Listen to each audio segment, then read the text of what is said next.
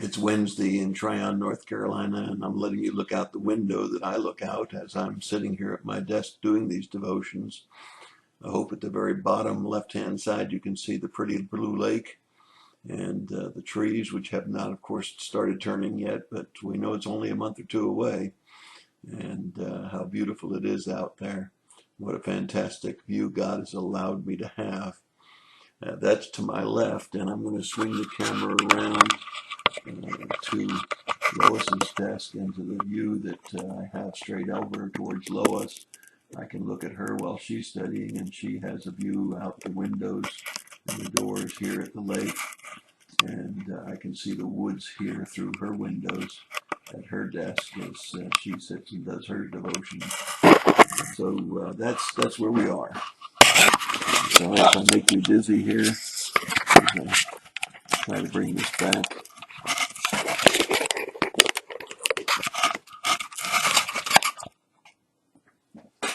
There we go. And we'll tilt this monitor and camera right back around. And we're looking at The Case for Christ. Lee Strobel's book, an atheist lawyer who's looking for the evidence to prove or disprove the claims of Christ. The focal passage that I've chosen for this study is, "For we did not follow cleverly devised fables when we made known to you the power and coming of our Lord Jesus Christ, but we were eyewitnesses of his majesty." 2 Peter 1:16. We've been going through with the interviews that Lee Strobel made in order to either prove or disprove the claims of Christ. And we're coming up on another one now where he interviews a very unusual type of interview. It's Louis S. Lapidus, Lapides. He is a Jewish person from Newark, New Jersey, not far from where I was born and raised as a young child. Very interesting to see the Jewish mindset and to actually be able to talk to a Jew that is open to discussing religion. And here we find what I would think is probably a typical Jew in America today. First of all, he's not Orthodox. Was not even at the time that he started his investigation. He is not aware of much teaching of the Messiah as he enters into his search for the truth. He sees Jesus only as a bloody individual that is depicted in Catholic churches hanging on a cross. He has no personal connection with God. That is, he is religious, Jewish religious, but he has no personal connection with God. He experiences much anti-Semitism, much prejudice and bias against Jews. He has been, therefore, doing some searching, and as a result of the anti-Semitism, he even tries many of the Eastern religions and non-Christian sources. He has the typical excuse to give to anyone that tries to witness to him. I'm Jewish. Maybe some of you have heard that when you've tried to witness to a Jew. And he has great fear about peer pressure to change his religion, what his parents will think, what his fellow Jews will think. And he sees the New Testament as taboo, nothing to be read, to stay away from. However, he does a study, and today's study is called Fingerprint Evidence. Now, Lee Strobel has done a masterful job of taking actual legal cases and taking the type of witness, the type of evidence from legal cases. And here, the evidence is fingerprints. And you say, well, there were no fingerprints in Jesus' day. And that's true. Fingerprints didn't come about for a long time. As a matter of fact, Lee Strobel is very quick to tell you that fingerprint evidence began in September of 1910 when a murder victim had his murderer caught with a gun that was the same caliber as what he was shot with, but because we didn't have all the ballistic evidence that we have today, that wasn't going to be adequate. He wasn't caught at the scene. He did have blood, and again, we didn't have as much blood evidence then as we do today.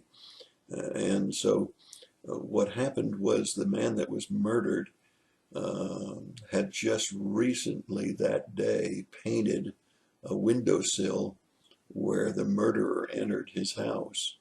And in that sticky, not yet dried, I'm sure enamel paint, unlike today's acrylic paints that dry quickly, there were in the thickness of the paint 4 distinct fingerprints, which but then as they compared fingerprints with thousands of other people's fingerprints in this wet paint, found that they were unique to the murderer, and the murderer was convicted and was executed. So here we have a Jewish man who is not Orthodox, but also is almost anti-Christian, who is searching for the truth and goes through several different religions, finally meets a evangelistic preacher in the streets of California who challenges him to read the Old Testament, which certainly wouldn't be a threat to a Jew, and to look and see if any of the testimonies of the Jewish writings would point to Jesus. Well, he wasn't afraid to go back into the Jewish scriptures, and he began to read, and when he got to Isaiah 53, verses 3, 9, and 12, when he got to Isaiah 7:14, it was very clear to him that the Old Testament, the Jewish writings, did point to Jesus. Then he had to take a look at was it a coincidence? It was far too many to be coincidental. Were they altered so that they would match up with the gospel?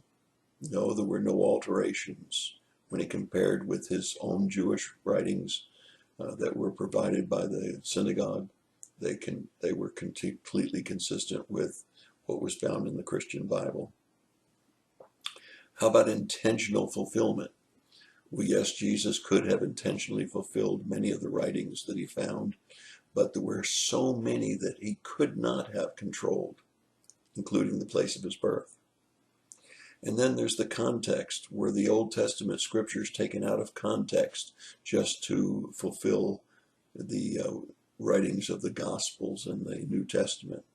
And he found that no, they were not taken out of context.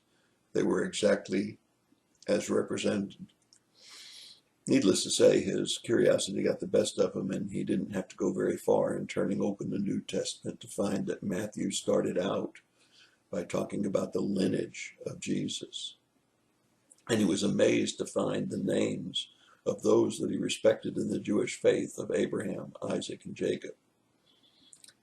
After much study, and then the confirmation of other Jews who too had taken a look at the fingerprints of the Old Testament, those things that were laid in absolute Jewish history, just like the wet paint.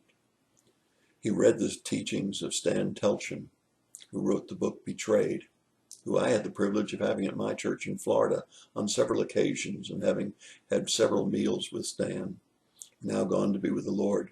He was a devout Christian, but had come from Jewish background.